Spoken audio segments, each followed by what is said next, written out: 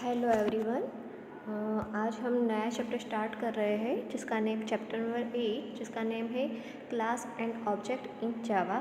और ये chapter board के एग्ज़ाम में 10 मार्क्स का है, तो हमें उसके हिसाब से प्रिपरेशन करनी पड़ेगी।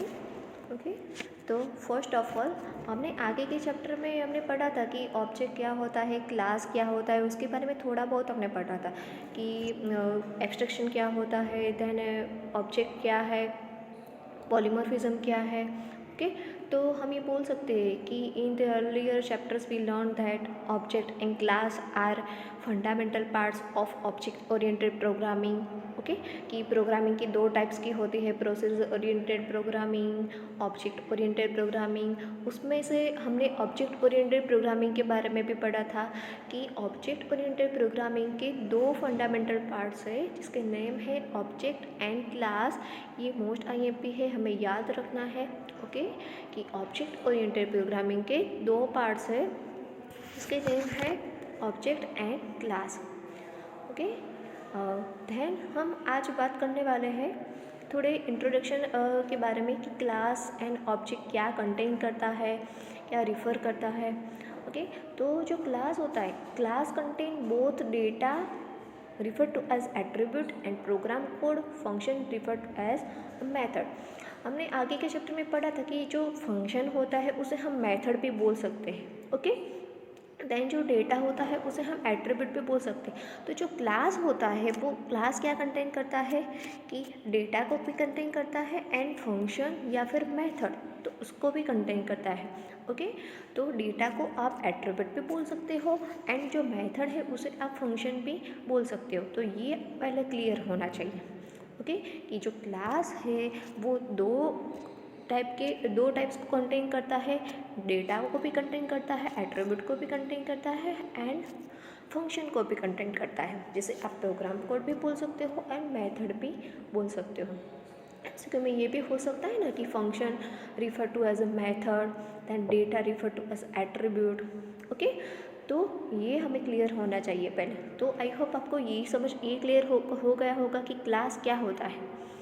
ओके, अब कई बार क्या होता है कि हमने आगे देखा था कि जावा के अंदर हम क्लास को क्रिएट करते हैं। ओके, आप कोई एप्लीकेशन बना रहे हो, जावा में कोई ऐप बना रहे हो, कोई सॉफ्टवेयर बना रहे हो, तो हमें किसकी ज़रूरत पड़ती है, कोडिंग करने की ज़रूरत पड़ती है। ओके, लेकिन कई बार क्या होता है कि सिंगल क्लास ही हम बनाते हैं, लेकिन अगर हमारी एप्लीकेशन बड़ी है तो उसमें एक से ज़्यादा क्लास की भी ज़रूरत पड़ती है। ओके, तो हम क्या करेंगे कि हमारी एप्लीकेशन थोड़ी बड़ी है तो हमें उस मतलब हमारे लिए वो इजी रहे, इसीलिए हम क्या करेंगे कि उस ऐप को हम उसके कंपोनेंट जो होते हैं उसे हम डिवाइड कर देते हैं। एप्लीकेशन के कंपोनेंट को हम क्या करेंगे, डिवाइड कर देंगे, जिससे हम क्या होगा कि हमें क्लास को क्रिएट करने के लिए, ऑब्जेक्ट को क्रिएट करने के लिए हमें आसानी होगी। ओके, तो ये हम कर सकते हैं। अब ये while it is possible to use only a single class in a Java object, this is not good practice for a large application। Okay, कि large application के लिए ये good है नहीं। When designing software, we should divide the entire application into simple components that perform logical related tasks। For each such component or module, we may create a class। और हर एक component या फिर module में हम क्या करेंगे, क्लास को create करेंगे। अभी हम बात कर रहे हैं सिर्फ क्लास की, हमें यहाँ पे क्लास एंड ऑब्जेक्ट दोनों को क्रिएट कैसे करना है वो हमें देखना है। फर्स्ट ऑफ ऑल अभी हम बात कर रहे हैं कि क्लास, ओके, कि क्लास को कैसे क्रिएट करते हैं और क्लास क्या कंटेन करता है। तो ये तो हमें पता चल गया है कि कोई भी क्लास क्रिएट करते हो तो क्लास के अंदर क्या होगा, एट्रीब्यूट होगा एंड मेथड होगी। Let's understand the concept of class and object in Java programming through an example of room। हम क्या करेंगे, एक एग्जाम्पल लेते हैं। अब कोई भी एग्जाम्पल लेते हो, यहाँ पे हमने रूम का एग्जाम्पल लिया है कि कोई भी रूम है। ओके, रूम नाम का एक क्लास है, तो कोई भी क्लास के क्या होगी, कैरेक्टरिस्टिक्स होगी, मतलब कि एट्रीब्यूट होगा। तो उसके एट्रीब्यूट क्या हो सकते हैं, ये रूम है तो रूम, जो रूम कौन सा होता है, हाउस का भी रूम होता है, कोई होटल या हॉस्टल या स्कूल का भी रूम होता है। तो ये सारे जो रूम होते हैं तो उसके एट्रीब्यूट कैसे होंगे, सिमिलर ही होंगे। कैसे, Each room can be uniquely identified by its properties like length, width, height, number of windows, number of doors and direction. Okay कोई भी रूम होता है, या स्कूल का रूम हो, हमारे घर का रूम हो, या कोई कोई भी रूम हो, ओके लेकिन उसके जो एट्रीब्यूट होते हैं या उसे प्रॉपर्टी भी बोल सकते हैं, तो वो कैसी होती है, सिमिलर होती है। ओके और हम ये एट्रीब्यूट का यूज़ क्यों करते हैं, क्योंकि कोई भी क्लास को जो एट्रीब्यूट होता है हम उसे यूनिकली आइडेंटिफाई करने के लिए हम उसका यूज़ करते हैं। ओके कि बहुत सारे रूम हैं, लेकिन हम कैसे उसे आइडेंटिफाई करेंगे, तो उसके एट्रीब्यूट से, क्योंकि उसके एट्रीब्यूट कैसे होंगे, एट्रीब्यूट की वैल्यू तो अलग अलग होगी। एट्रीब्यूट सेम है, length, width, height, number of Windows, number of doors and direction, ये तो सेम है, लेकिन जो एट्रीब्यूट की वैल्यू होगी वो कैसी होगी, अलग होगी सबकी। ओके तो ये क्लियर हो गया आपका कि कोई भी जो क्लास है तो उसके जो एट्रीब्यूट है वो सेम हो सकते हैं। ओके क्योंकि जो रूम है वो हाउस का भी हो सकता है, होटल का भी हो सकता है। ओके तो ये जो रूम है वो वन टाइप का एक क्लास आप ले सकते हो। Now we create a class name room with the attribute length, width, height and windows and 3 methods. I hope यहाँ तक आपको समझ में आ गया होगा कि पहले क्लास क्या है, ओके कि क्लास क्या कंटेन करता है, देन क्लास के एट्रीब्यूट क्या होते हैं, वो आपको समझ में आ गया होगा। अब हम क्या करने वाले हैं कि एक एग्जांपल लेते हैं कि एक क्लास का जिसका नेम हम रूम रखते हैं और उसके जो एट्रीब्यूट्स है कौन से, कि length, width, height and window मतलब नंबर ऑफ विंडोज़, वो सारे हम उसके एट्रीब्यूट रखेंगे। और उसकी हम 3 मेथड रखते हैं। वो 3 मेथड क्या करेगी, तो इतना क्लियर हो गया आपको कि हम बनाने वाले हैं एक क्लास, रूम नाम का एक क्लास बनाएंगे। ओके सेकंड है कि हम उसके एट्रीब्यूट बनाएंगे, रूम नाम के क्लास के एट्रीब्यूट लेंगे जिसका नेम क्या होगा, length, width, height, number of Windows and उसके अंदर हम 3 मेथड का यूज़ करने वाले हैं। क्यों मेथड का यूज़ क्यों करने वाले हैं हम, क्योंकि हमने फर्स्ट सेंटेंस में ही देखा है कि क्लास क्या कंटेन करता है, बोथ डेटा मतलब कि एट्रीब्यूट एंड फंक्शन या फिर मेथड ऑल्सो, ये दोनों को कंटेन करता है। तो क्लास के अंदर क्या होना चाहिए, एट्रीब्यूट एंड मेथड दोनों होनी चाहिए। अब हमें कौन सी मेथड कब रखनी है वो हम देखेंगे। ओके कि तीनों मेथड का वर्क क्या होता है, उसका यूज़ क्या होता है। तो जो फर्स्ट मेथड है वो क्या करेगी, तो first method will be use to assign value to attribute, जो एट्रीब्यूट की जो वैल्यू होगी वो असाइन करेगी। तो second method will calculate the area को कैलकुलेट करेगी second method. And the third method होगी वो क्या करेगी, एट्रीब्यूट को डिस्प्ले करेगी, मतलब उसका आउटपुट हमें डिस्प्ले करेगी। तो आई होप यहाँ तक ये सारी चीज़ें आपको समझ में आ गई होगी कि हमें एक क्लास को क्रिएट करना है। क्लास के अंदर कोई भी क्लास क्रिएट करते हो तो क्लास के अंदर क्या होना चाहिए, फर्स्ट एट्रीब्यूट एंड मेथड होनी चाहिए। ओके अब एट्रीब्यूट क्या है वो भी आपको समझ में आ गया कि रूम नाम का क्लास है तो उसकी एट्रीब्यूट क्या होती है, length, width, height, number of Windows and ये सारी एट्रीब्यूट होगी एंड मेथड 3 मेथड होगी। ओके अब कौन से 3 हैं वो हम देखते हैं आगे। ये एक एग्जांपल लिया है हमने, यहाँ पे देख सकते हो, the second method will calculate the area while the third will display it's attribute. Okay अब एक एग्जांपल है, एक प्रोग्राम हमने लिखा है यहाँ पे। तो first of all class room, okay room नाम का हमने क्लास लिया है। और एक बात कि कोई भी क्लास को हम क्रिएट करते हैं तो उसके लिए क्लास के नेम के साथ क्लास कीवर्ड का यूज़ होता है। मोस्ट आईएमपी है, याद हमें रखना है। ओके तो जो क्लास है वो एक कीवर्ड है और कोई भी क्लास को क्रिएट करने के लिए क्या होगा, क्लास कीवर्ड का यूज़ होता है। तो सिंटेक्स क्या होती है कि क्लास कीवर्ड मतलब कि क्लास कीवर्ड है और उसका क्लास का नेम। तो यहाँ पे हमने क्लास रूम नाम का एक क्लास क्रिएट कर लिया है। ओके देन कर्ली ब्रैकेट वो भी हमें पता है कि जहाँ में हम इसका यूज़ करते हैं। नेक्स्ट है float, length, width, height. Okay यहाँ पे फ्लोट क्या है, डेटा टाइप है। हमने आगे के चैप्टर में हमने देखा था कि 8 टाइप्स की जावा के अंदर प्रिमिटिव डेटा टाइप्स होती है। वो आपको याद होगा कि इंटीजर है, शॉर्ट है, डबल है, फ्लोट है, बाइट है। वो हमें हमारे जो एट्रीब्यूट है उसके हिसाब से हमें लेनी है। ओके, कि लेंथ विड्थ एंड हाइट है तो वो नंबर में नहीं हो सकती, शायद वो फ्लोट में भी हो सकती है, तो इसलिए हमने यहाँ पे फ्लोट डेटा टाइप ली है। ओके, देन बाइट, बाइट क्यों ली है? नंबर ऑफ विंडोज़, वो तो उसके लिए फ्लोट की ज़रूरत नहीं है कि नंबर ऑफ विंडोज वो नंबर में हो सकती है और वो कम होगी, तो इसके लिए जो बाइट लिया है, क्योंकि बाइट वो कम मेमोरी स्पेस एलोकेट करता है। ओके, तो यहाँ पे हमने बाइट ले लिया, तो इतना क्लियर हो गया। यहाँ पे आप देख सकते हो कि हमने क्लास को क्रिएट कर दिया है, उसके बाद क्या किया हमने, यहाँ पे हमने एट्रीब्यूट ले लिए है।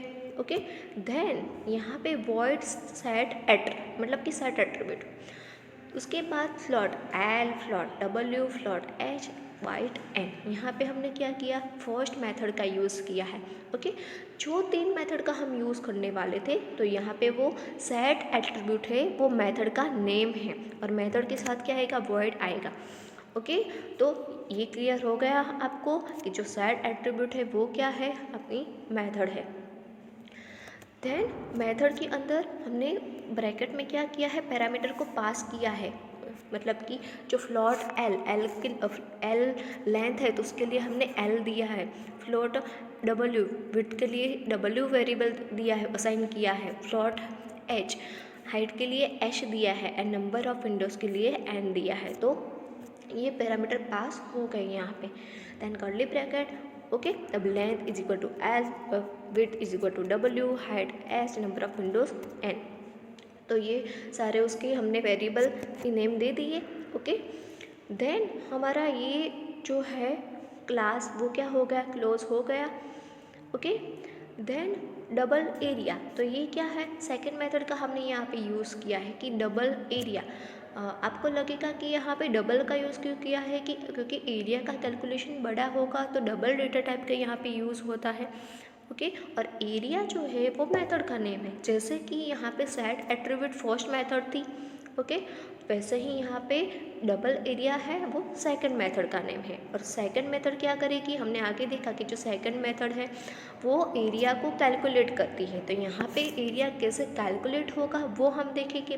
Curly bracket, return, return keyword का यूज़ किया है क्योंकि हमें जो कैलकुलेशन है वो हमें वापस जो कैलकुलेट हमें वो रिटर्न करेगा, उसका आउटपुट देगा।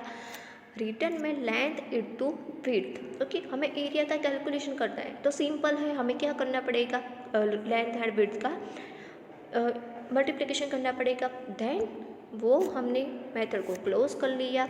ओके, अब है void display, third method start हुई यहाँ पे। क्यों थर्ड मेथड, क्योंकि हमें जो एट्रीब्यूट हमने जो आगे लिए हैं वो उसे क्या करना है, हमें उसे डिस्प्ले करवाना है आउटपुट में। तो वैसे ही डिस्प्ले करने के लिए हमें पता है कि system dot out dot println में लिखना है, कई बार प्रिंट भी होता है, तो प्रिंट एंड प्रिंट एलन में डिफरेंस ये है कि एलन मतलब कि वो न्यू लाइन। अब यहाँ पे हमें याद रखना है कि सिस्टम में एस कैपिटल आता है। Okay, system dot out dot println में वहीं हमें यहाँ पे स्लेस एन है, मतलब कि न्यू लाइन। देन हमने लिखा है लेंथ प्लस लेंथ। यहाँ पे हमने आगे के चैप्टर में देखा था कि ये एडिशन का यूज़ कब होता है, कि दोनों ऑब्जेक्ट को अलग करने के लिए, सेपरेट करने के लिए बीच में ये सिंबल का यूज़ होता है। ओके, तो ये चारों चीज़ें हमने जो एट्रीब्यूट लिए हैं वो सारे system dot out dot println में हमने लिख दिए, वैसे ही length width height and number of window. Okay, third method में इतना हो गया। अब हमें इसको क्लोज कर दिया है। अब है हमने दूसरा क्लास लिया है। हमने आगे ही देखा कि अगर हमारी एप्लीकेशन बड़ी है तो हमें एक से ज़्यादा क्लास बनाने की ज़रूरत पड़ती है। ओके, तो फर्स्ट पे क्रिएट कर लिया, अब हम क्या कर रहे हैं, second, using room class to create object and run application. अब हम क्या करते हैं कि जो हमने आगे बनाया है क्लासरूम, उसकी ऑब्जेक्ट को क्रिएट करना पड़ेगा। ओके, और एप्लीकेशन को रन करने के लिए हमें ऑब्जेक्ट को क्रिएट करना पड़ता है, तो हम क्या करेंगे, एक सेकंड क्लास बना रहे हैं। इसे क्लास एंड क्लास का नेम है रूम डेमो। अब यहाँ पे लिखेंगे कर्ली ब्रैकेट और उसके बाद है पब्लिक स्टैटिक वॉइड मेन। हमें पता है कि कोई भी आप क्लास बना रहे हो, कोई भी प्रोग्राम में वॉइड मेन होना चाहिए। तो आपने ये मार्क किया होगा कि आगे के क्लास में हमने इसका यूज़ नहीं किया है। जावा के अंदर आप ऐसा नहीं है कि फर्स्ट क्लास में उसका यूज़ करना पड़ता है, आप सेकंड क्लास में, थर्ड क्लास में, कोई भी एक क्लास के अंदर आप उसका यूज़ कर सकते हो। लेकिन एक बात याद रखनी है कि ये पब्लिक स्टैटिक वॉइड मेन मतलब कि जो वॉइड मेथड होती है वो सिर्फ एक ही क्लास में आती है, ओके, वॉइड मेन वाली। तो यहाँ पे इसका यूज़ कर लिया हमने। देन कर्ली ब्रैकेट, अब हम क्या करने वाले, create a room object assign default value to attributes. अब हम रूम के ऑब्जेक्ट को क्रिएट करेंगे। तो रूम के ऑब्जेक्ट को क्रिएट करने के लिए पहले क्या करेंगे, हम रूम का नेम लिखेंगे कि रूम, देन ऑब्जेक्ट को क्रिएट किया है R1, वो ऑब्जेक्ट है, okay. Reference variable with null value by default, ये रेफरेंस वेरिएबल है। अब रेफरेंस वेरिएबल क्या होता है वो हम आगे देखने वाले हैं। अभी आप इतना याद रखो कि ये रूम R1 मतलब कि R1 एक ऑब्जेक्ट है।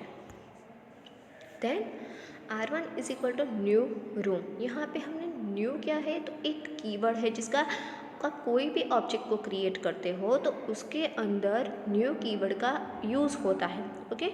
अब हम आगे देखने वाले हैं कि जब ऑब्जेक्ट को क्रिएट करते हैं तो उसकी सिंटेक्स क्या होती है, तब आपको ज़्यादा समझ में आएगा। यहाँ पे क्या किया है, R1 object is equal to new keyword, then class का नेम रूम। अब हमने ये दोनों को एक ही स्टेटमेंट में डिक्लेयर कर दिया है, मतलब कि रूम R2 जो आगे हमने देखा था and is equal to new room मतलब कि R1 मतलब कि R2 is equal to R1। अब क्या हुआ कि हमें ये जो ऑब्जेक्ट है उसकी हमें इनिशियल डिफॉल्ट वैल्यू डिस्प्ले करनी पड़ेगी, ओके। तो हमने ये डिस्प्ले कर दिया कि R1 dot display, R2 dot display, display भी हो गया। अब क्या करेंगे, हम उसको वैल्यू को असाइन करेंगे कि R1 dot set attribute, R2 dot set attribute में हमें जो भी वैल्यू असाइन करनी है वो हम अपने हिसाब से असाइन कर सकते हैं। यहाँ पे 18, 12.5 F मतलब कि F 10 एंड बाइट मतलब जो यहाँ पे नंबर ऑफ़ विंडोज़ है 2। वैसे ही R2 के अंदर हमने 14, 11, 10 एंड नंबर ऑफ़ विंडोज़ 2, ये भी हमने असाइन कर दी वैल्यू। अब क्या होगा, डिस्प्ले अपडेटेड कंटेंट। देखो यहाँ पे भी जो हो गया, 3 मेथड का यूज़ हुआ कि फर्स्ट क्या किया, हमने डिक्लेयर किया, क्रिएट किया, सेकंड में हमने डिस्प्ले किया मतलब कि डिस्प्ले ऑब्जेक्ट को डिस्प्ले किया, देन असाइन की वैल्यू और फिर उसको डिस्प्ले किया है, okay. R1 dot display and R2 dot display. अब हम क्या करेंगे, जो एरिया है उसे हम डिस्प्ले करेंगे।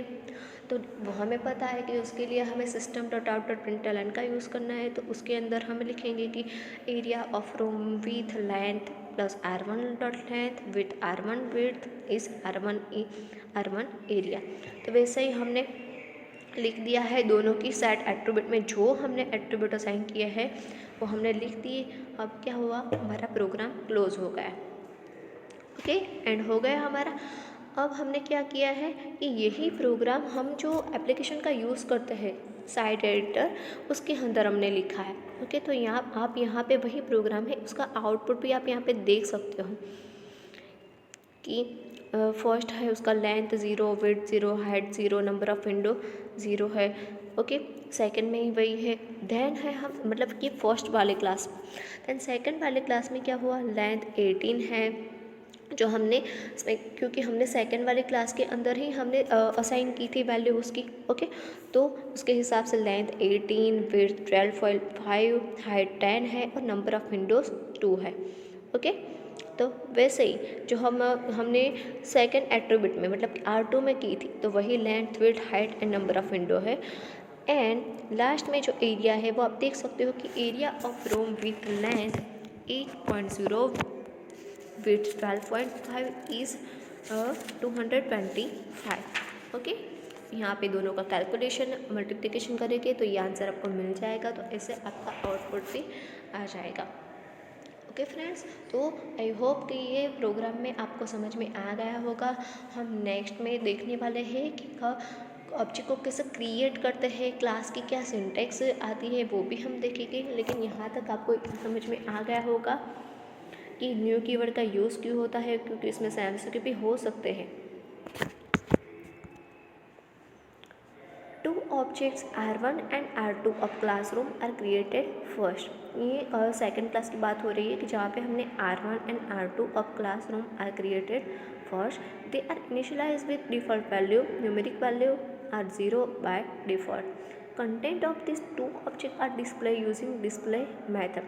जो मैंने आपको बताया प्रोग्राम में उसकी बात है कि दो ऑब्जेक्ट क्रिएट किए हैं यहाँ पे, देन फिर उसको डिस्प्ले किया है मेथड की दो ऑब्जेक्ट को डिस्प्ले किया है, देन वो मेथड से इन्वॉक होते हैं, मतलब कि रन होती है method invoking set attribute method with numeric literals as parameter.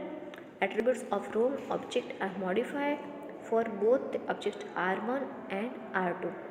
Set attribute क्या करेगी, उसका यूज़ क्या है कि जो एज अ पैरामीटर हमने एट्रीब्यूट का यूज़ किया है कि float L with height and number of window, तो अगर उसे हमें मॉडिफाई करना है ऑब्जेक्ट को, तो दोनों ऑब्जेक्ट को R1 एंड R2 दोनों ऑब्जेक्ट को सेट एट्रीब्यूट मेथड को इन्वॉक करके रन करके हम उसे मॉडिफाई कर सकते हैं। तो यहाँ पे MCQ हो रहा है कि अगर हमें ऑब्जेक्ट को मॉडिफाई करना है तो हम किस मेथड का यूज़ कर सकते हैं, तो सेट एट्रीब्यूट मेथड का यूज़ आप कर सकते हो। The updated contents up to object are display, and जो अपडेट किया है कंटेंट को वो दोनों ऑब्जेक्ट भी हमें लास्ट में डिस्प्ले करवाया है। ओके फ्रेंड्स, तो आई होप आपको यहाँ तक समझ में आ गया होगा इस पूरे प्रोग्राम के अंदर कि क्लास क्या होता है, एट्रीब्यूट क्या होता है, मेथड क्या होती है। नेक्स्ट हम बात करेंगे क्लास इन जावा। तो आगे भी हमने देखा कि जो क्लास क्या कंटेन करता है, डेटा एंड मेथड, मतलब कि एट्रीब्यूट एंड मेथड दोनों का कंटेन करता है क्लास के अंदर, ये दोनों चीज़ें होती हैं। लेकिन हम क्लास को एक टेम्पलेट भी बोल सकते हैं। क्यों? क्योंकि जो मल्टीपल ऑब्जेक्ट है उसके अगर फीचर्स भी सिमिलर होते हैं तो अभी जो एक टेम्पलेट है उसके अंदर क्या होगा, मल्टीपल ऑब्जेक्ट होंगे विथ सिमिलर फीचर्स। सो हम ये बोल सकते हैं कि अ class is a template for multiple objects with similar features. याद रखना है फ्रेंड्स, IMP है कि क्लास क्या है, ये ऐसा आ सकता है कि what is a class, class is a template.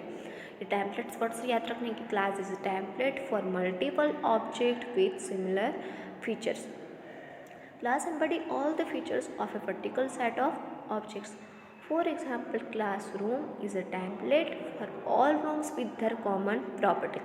जैसे हमने आगे देखा वही एग्जाम्पल कि जो क्लासरूम है, रूम नाम का एक टेम्पलेट है और उसके जो प्रॉपर्टीज़ हैं, मतलब कि एट्रीब्यूट्स हैं, वो क्या है, कॉमन है ना, क्योंकि जो height, weight, number of window वो सारे रूम की होती है, तो वो प्रॉपर्टी कॉमन हो सकती है। तो हम ये बोल सकते हैं कि class is a template for multiple object with similar features. अब हमें याद रखना है कि in Java class is define using class keyword. Java class को डिफाइन करना है हमें तो क्लास कीवर्ड का यूज़ करना पड़ता है। यहाँ पे सिंटेक्स है वो यहाँ याद रखनी है, क्लास कीवर्ड, देन उसके बाद क्लास का नेम, कर्ली ब्रैकेट क्लोज किया है और उसके बीच में क्या आएगा, वेरिएबल्स एंड मेथड्स। ओके, जो हमने देखा ना आगे वाले जो एग्जाम्पल जो प्रोग्राम लिखा उसमें फर्स्ट क्लास क्रिएट किया था क्लासरूम। ओके, तो उसके अंदर हमने लिखा था ये वेरिएबल डिक्लेयर किए थे। ओके, देन मेथड भी डिक्लेयर की थी।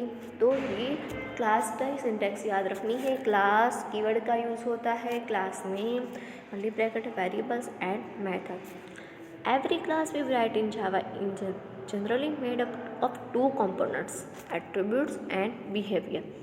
Attributes are defined by variable in class and behavior is defined by method in class. Okay, most IMP है फ्रेंड्स, ये याद रखना है ये दोनों लाइन को कि every class we write in Java generally made up of two components. कोई भी क्लास होता है जावा के अंदर तो वो दो कंपोनेंट से बनता है, एट्रीब्यूट एंड बिहेवियर। एट्रीब्यूट को आप क्या बोलते हैं, defined by a variable in A class. जैसे आप क्लास के अंदर वेरिएबल से डिफाइन करते हैं और जो बिहेवियर होता है वो मेथड से डिफाइन होता है। ओके, तो ये भी याद रखना है। MCQ में ये भी हो सकता है ना कि एट्रीब्यूट को कैसे डिफाइन करते हो आप, किससे डिफाइन करते हो, तो attribute are defined by variable. And method को कैसे डिफाइन करते हो, तो या फिर बिहेवियर को कैसे डिफाइन करते हो, तो behaviour is defined by method in class. इतना क्लियर होना चाहिए कि कोई भी क्लास है उसके अंदर क्या होता है, एट्रीब्यूट होती है एंड मेथड होती है, और एट्रीब्यूट को हम वेरिएबल से डिफाइन करते हैं और बिहेवियर को मेथड से डिफाइन करते हैं।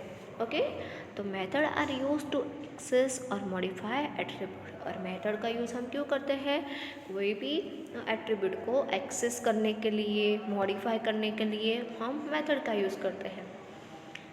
तो फ्रेंड्स, तो आई होप यहाँ तक आपको समझ में आ गया होगा कि क्लास क्या है, क्लास की सिंटैक्स क्या है, क्लास को क्रिएट करना है तो कौन से कीवर्ड का यूज़ होता है। ओके, और क्लास बनाने के लिए कितने कंपोनेंट का यूज़ होता है जावा में, तो 2 कंपोनेंट का यूज़ होता है। कौन से 2, एट्रीब्यूट एंड बिहेवियर।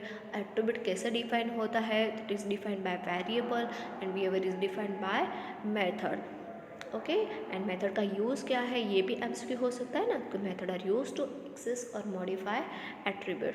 तो फ्रेंड्स, आपको ये सारी चीज़ें याद रखनी है, इसमें से बहुत सारे एमसीक्यू हो सकते हैं, और ये हमारा चैप्टर भी 10 मार्क्स का है, तो हमें ध्यान रखना पड़ेगा। लाइन टू लाइन जितने एमसीक्यू होंगे वो मैं आपको बता दूँगी। ओके फ्रेंड्स, आई होप यहाँ तक आपको समझ में आ गया होगा। Thank you.